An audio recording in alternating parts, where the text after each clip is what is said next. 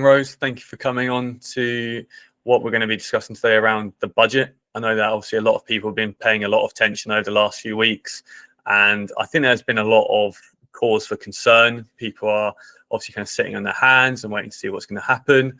I went to a property house builder networking event yesterday, and it was one of those things, as we were kind of discussing, that as soon as it hit 12:30, everyone was on their phones reading the news and watching kind of the live information. I think the consensus that I feel is it could be worse. I think it's the classic English thing where, it could have been worse, but equally, I don't think it's overly that positive. I think everyone's kind of worried about a potential crisis, and obviously these sorts of words help sell. You always see it in the news and everything else, but I think actually it was a bit boring, and I think boring is actually a good place and a safe place to be right now. Yeah, I think the best thing about the budget was the fact that it's over now, and that's, I think, for a lot of people, everything had just come to a complete standstill. So every deal in our pipeline was stuck. Solicitors were going slow, valuers are going slow, QSs are going slow, lenders are going slow, all because they're waiting for this budget, because everyone's sitting there, what's going to happen? Who knows? And to be fair, I was pleasantly surprised. It was the ordinary man's budget. I mean, it was very much a budget that benefited the ordinary person. That was kind of what it was, which is what Labour stand for. Obviously, they've always been there for the working person, or the not working person, depending on how you read into the budget. Whereas Conservative have always been more sort of business based and obviously sort of trying to help businesses rather than anything else. So very much it felt like the ordinary man's budget, and there were a few bits in there which, yeah, look, it's not ideal, obviously, with pension contributions. Obviously, they're being affected. I thought it was quite funny, well, I'd say quite funny, but quite ironic that obviously she's frozen the tax bands for another, I think, was it to 31? Yeah, 2031. So she's added another 3 years, I think, onto what the Conservatives had done. And it's quite ironic that the day before she'd announced the increase in minimum wage. So she sort of given with one hand and taken with the other. Yeah. It was quite ironic. So standard politician, really, isn't it? So yeah, in terms of kind of overall summary, I came out of it feeling good, to be fair. And I know there's a lot of people who've come out of it feeling a bit of trepidation and everything else, but I've come out of it actually feeling quite positive.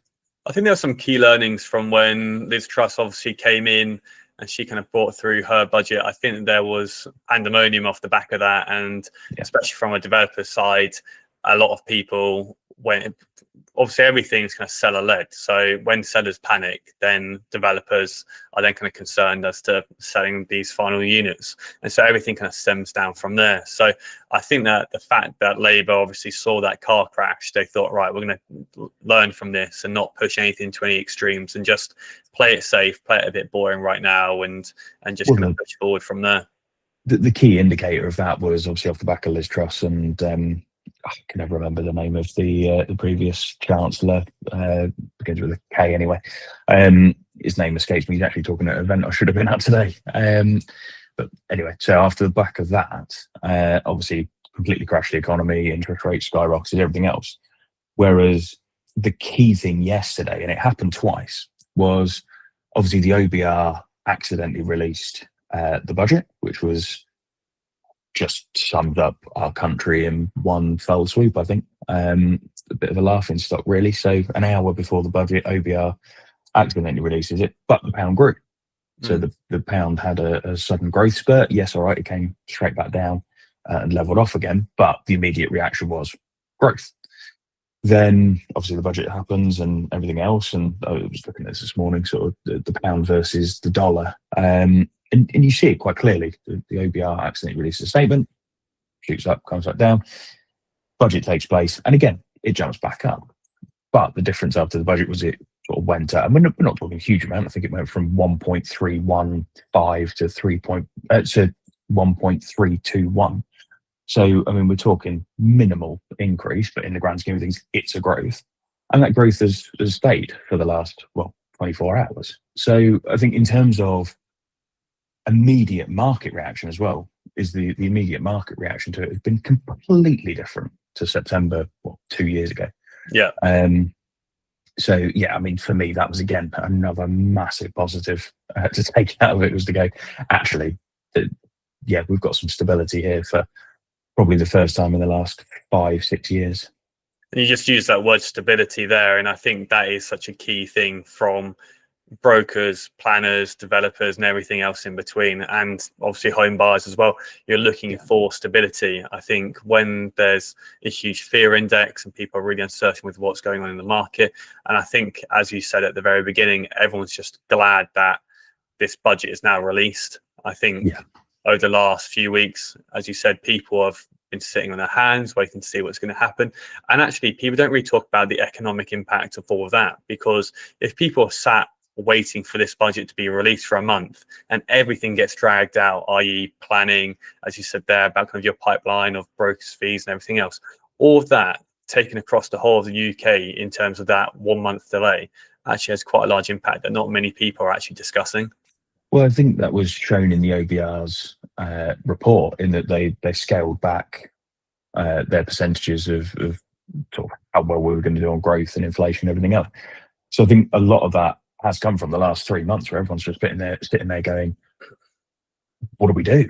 What's going to happen? And yeah, I mean, if I just look at, obviously we are such a small part of the mortgage industry, but realistically, even if I just look at my pipeline, the amount of stuff that has slowed to a halt, I mean, we're talking tens, maybe even hundreds of thousands of pounds of revenue for each of the people involved in that. And that has a knock-on effect. Like you said, for example, we don't get paid our fees. I don't then pay staff. They then don't spend money and everything else. So it has that knock-on effect. And I think that's why the OBR have obviously then scaled back some of the percentages probably that they've announced yesterday. And yeah, I think you're right. That scaremongering and that, it's cost of lost opportunity, isn't it? It's the same with if you miss out on a plot of land or something like that. It's that cost of what you could have had, and it's the same here. If we knew that the budget was going to be so, in quotations, boring, we probably all would have gone out and spent and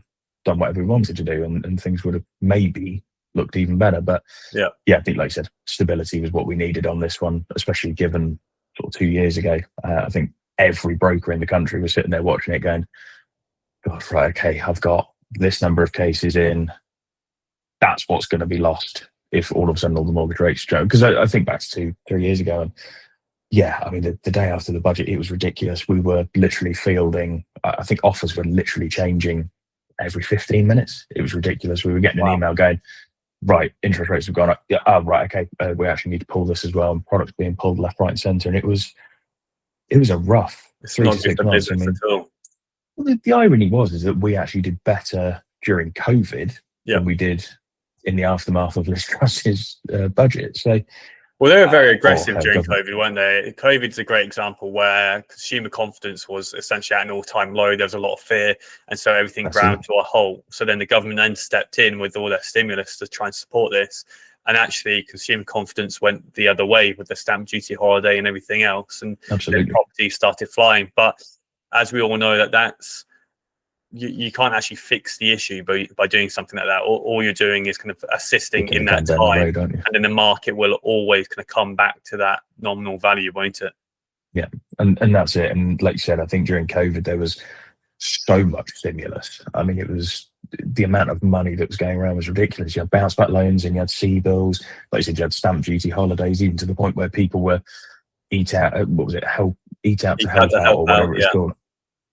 So again, all of a sudden, everyone's flooding out to restaurants and everything else to go and eat out and everything else. And the amount of money that was moving around at that period of time, just ridiculous. So we obviously did very well during that time. And in the aftermath of Liz Truss's government and their budget, we really suffered. And so I think every broker was sitting there yesterday fearing the worst, in all honesty.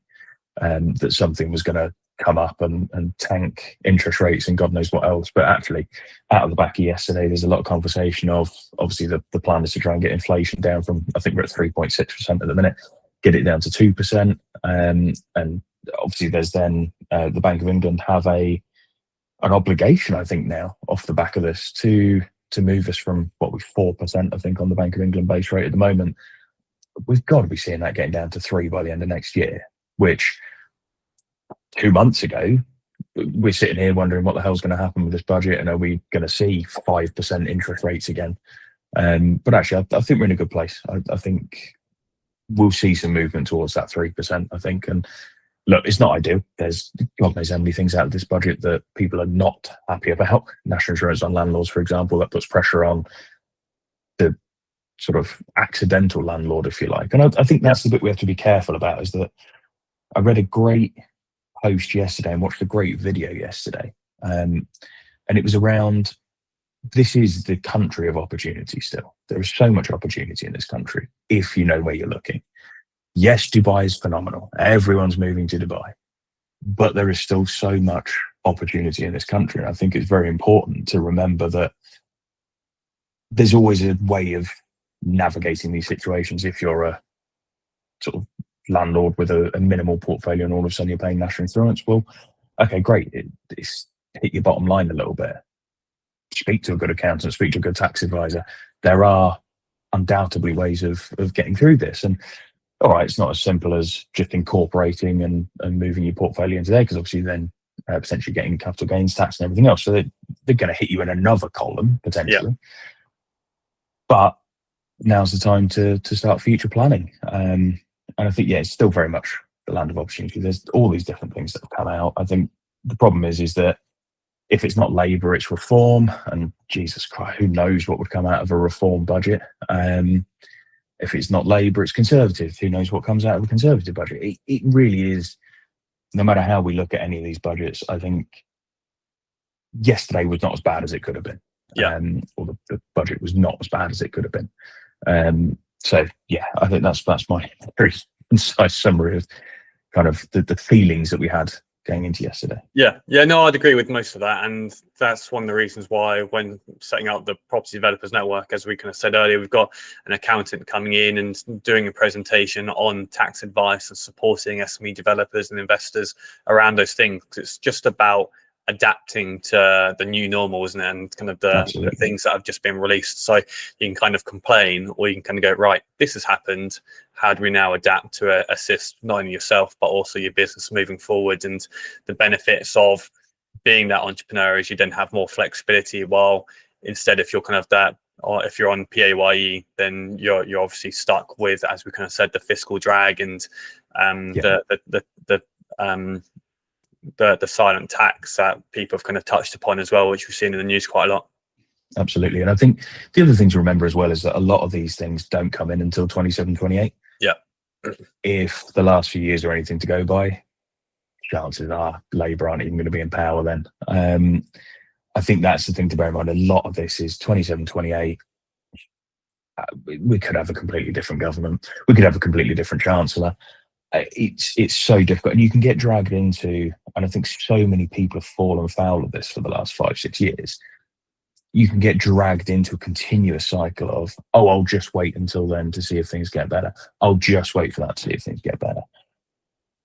Nothing ever changes. We are a country, unfortunately, of kicking the can down the road. It's just, bear in mind, we used to be, one of the biggest empires going, didn't we? And it's now we are a laughing stock in most G7, G8 summits. We are laughed out the room or tripping over ourselves, as Kia does regularly. So I think the thing to remember is that there is opportunity. We can't keep kicking the can down the road. We can't keep worrying about what 27, 28 is going to bring, because there's another 2 years until some of this stuff comes in. Yeah. The opportunities available in that time are huge. And one of the big things that she mentioned obviously yesterday was the money that she wants to put into planning. And I think that's obviously, as many of our audiences are property investors and developers, I think that's where some of the excitement should come in, is actually if this planning system can genuinely be overhauled, and if they can genuinely put the money in and build something that works and is fit for purpose, which we know at the moment is not, there's not enough people coming through to help deal with the volumes. But if genuinely she can invest this money and actually bring the planning system up to where it should be, then, I mean, it's a huge opportunity. Is it going to happen? Who knows? I mean, it's a big ask, a massive ask, but it might instill some confidence in developers to give it a go. Who knows? Nice. Yeah, you've segued onto the next bit I wanted to talk about, actually, which was obviously the famous 1.5 million homes, as we all know, that Labour have kind of targeted to deliver. Yeah. Even within the first year, we're already well behind the 300,000 target. So I know that they touched a little bit about that, but equally there's going to be some serious major reform, not only from the planning perspective, but also I was reading some reports about infrastructure projects and how they're still kind of behind budget and a lot of kind of major infrastructure projects. It's like, well, everything flows one to another. For instance, in Bedfordshire, they've obviously announced that Universal Studios is going to be coming in. They're planning for 12 million tourists to be attending each and every year, which is a staggering figure. And then you're obviously going to need great infrastructure projects on the A421 and the M1.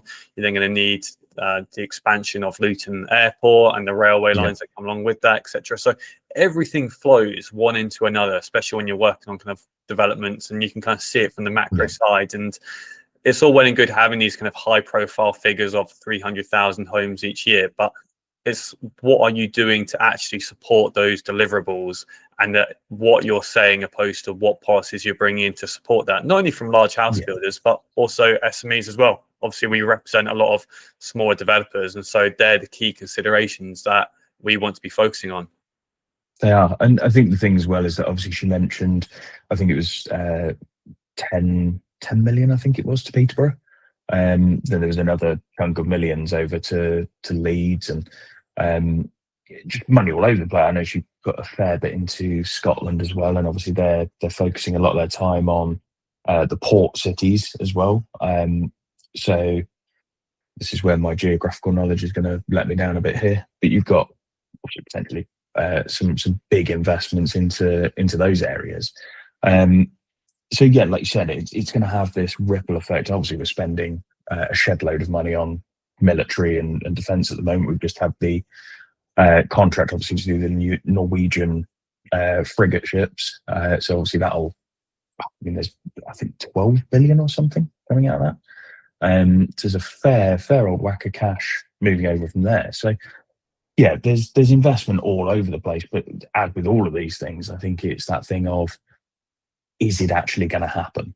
Yeah. And what I mean by that is, she's obviously promised all of this money. And again, it comes back to, and it's one of my biggest frustrations with the way that we work in this country and as a government. And you don't see it, I mean, you see it in some sort of poorer countries, obviously, where they have their revolutions and everything else, but we just seem to change governments so often. And you don't see it very often anywhere else. And we seem to have this thing of, like, for example, she released her budget yesterday. Right, we're going to invest this here. Great. All of those towns and cities are thinking, great, okay, we're getting X amount of money. The issue you then have is that if in a year's time she disappears and another chancellor comes in, or another government comes in, and let's say Reform get into power, all of a sudden their plans change on to dealing with immigration as opposed to dealing with maybe the military side or anything like that. So all of a sudden the money that was planned for obviously all of our defences, everything else, and all of these port cities that obviously we're looking at taking cash and growth and everything else, all of a sudden lose that. And I think that's where, as a country, it's so difficult, because we need, and it comes back to that word stability, we need that stability of a government for their actual mandated term to go, right, we're going to deliver this, and we're actually going to deliver it. Yeah. And that's my only worry with this budget is, yeah, there's all of these pots of money that she's saying that she's going to distribute, but it's just, it needs to be done. She needs to be given, as hard as it may be, to accept it and everything else, for all the people that hate her and whatnot. It's that acceptance of, she actually needs to be given time to do it. Because otherwise we end up in the same position we've ended up before, which is we get halfway through a plan, someone else comes in, scraps that plan, and we start a new plan all over again. And no one ever actually gets to the point of completing their plan. And then, so as you said at the very beginning, then the opportunity cost that comes along with that, by pivoting halfway down the line, you're never truly achieving anything, because you're constantly chopping and changing, right? And then I guess when you move government or MP or anything else, then the accountability disappears with them as well. Yeah, of course it does, because the second they go, they never think about it ever again. Yeah. and that's it. And it does make it difficult. And that's my only worry with the delivery of these homes is if we get another government in, which IKEA's ratings have led to the lowest they've ever been and everything else, you start to think, well, are we going to end up in a situation where we're going to end up with a reform government sooner rather than later? And what does that then bring with it? But there's pros and cons to every single one. And I think if you're like me and you kind of, I don't swing any particular way. I'm kind of like, right, okay, well, that's the government we've got. We could work with it. And I'm very much a placid person, kind of, right, this is what we've got. There's no point kind of arguing about it or worrying about it, because no matter how big you are as a voice, you look at some of the biggest voices in this country, they can't affect what happens. They can't change what government we end up with. They can't change the stance that a government takes. I mean, it's very much, they are a force unto themselves. I mean, you look at the farmers, for example. I mean, how many of them were out? Obviously, what's the word I'm thinking of? They're out again at the Protesting. weekend. That was one. Yeah, well, they were protesting yesterday as well, and you just think, like, whether you agree with the family farm tax or not or whatever, but I mean, there's thousands and tens of thousands, hundreds of thousands of them, and you just think, well, if they can't have an effect, what effect can I have? I may as well make the best of the situation I've got and kind of get on with it. And it's a dangerous thought process, though, isn't it? Because if you say, like, take the farmers for instance, if you say, "Oh, what effect have they had? They haven't really been able to do anything." So, you know, what's the point? Essentially, that's when you can kind of get into very dangerous territory, because then the apathy that comes along with that, and then again the accountability and everything else. I think as citizens, we do need to continue to kind of hold the government to account. I think we need to take a leaf out of the French and maybe do it a bit more aggressively, shall we say? Yeah, well, that's it. And that's the thing, is that inevitably it will get to that one day. I think there will come a point where people will just have enough of whatever's in place. But I think in the meantime, it's a thing of making the best of what there is. Like, it coming back to that post I saw yesterday, making the most of the opportunity that's here.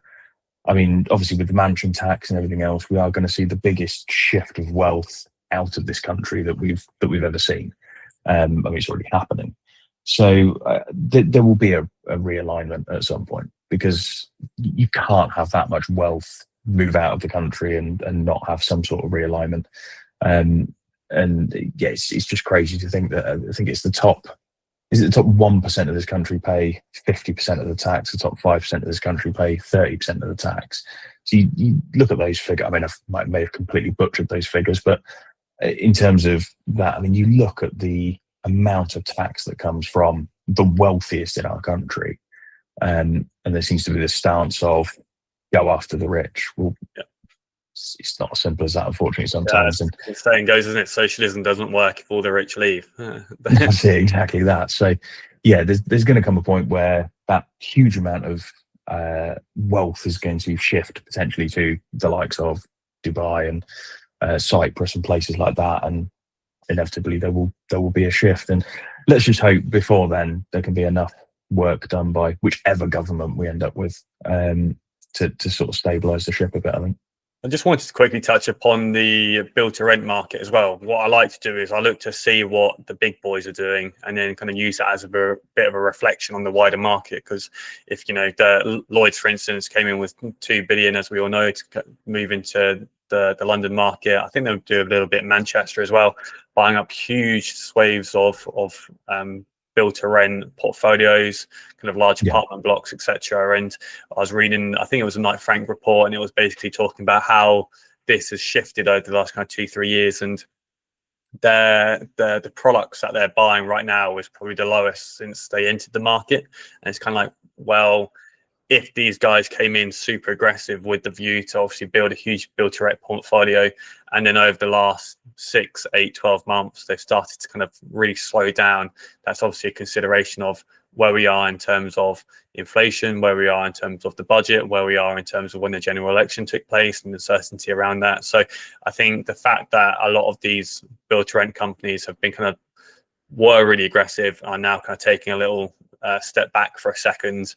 I think that'll be a consideration next year to see if they've started to ramp things up again, or if they're going to kind of sit and wait a little bit longer, because it'll be interesting to see with those sorts of pockets of cash, and obviously when you've got £2 billion worth in terms of investment portfolio, you can really start to move markets. And so it'll be interesting to see what they're going to be doing in 2026. Yeah, and it's interesting you said about using them as a barometer, because I don't think many people do. And I think that's where, like you said, you can keep ahead of the curve and really begin to understand actually what are they up to and what should you be doing. And yeah, it'd be interesting to see whether they deploy funds next year. Yeah, it's always difficult when you're not an economist to kind of predict where people are going to put things and what they're going to do. But yeah, I'd be interested to see what they get up to. It'd be also quite interesting to see, like you said, what some of the other funds are up to, especially some of the larger pension funds, what they get up to.